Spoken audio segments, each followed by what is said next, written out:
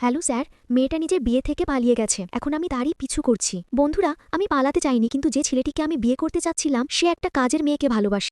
আমি এখানে লুকিয়ে থাকবো, তুমি তাড়াতাড়ি এসো, আমাদের একটা বিয়েতে যেতে হবে। সেখানে কেউ খুন হতে পারে। খুন করে চুপচাপ বসে থাকো, না হলে তুমিও খুন হতে পারো। আর কাউকে বলো না যে আমি এখানে লুকিয়ে আছি। ভাই ভাই, আমি ওকে এখানে দৌড়াতে দেখেছি। আরে, এই ছেলেগুলো এখানেও চলে এসেছে। ওদেরকে বলো না যে আমি এখানে লুকিয়ে আছি, না হলে আমি তোমাকে মেরে ফেলবো। স্যার, আপনি কি এখানে কোনো মেয়ে দেখেছেন? না, আমি এখানে আমার স্ত্রীর সাথে খেলছি। ঠিক আছে। উফ, ভালো হয়েছে যে ওরা দুজনেই চলে গেছে। এই ছেলেটা তো খুব সুন্দর, আমার ওকে বিয়ে করাতে ইচ্ছে করছে। আমার সাথে লুকোচুরি খেলো না, আমি এই কাজে খুব ভালো।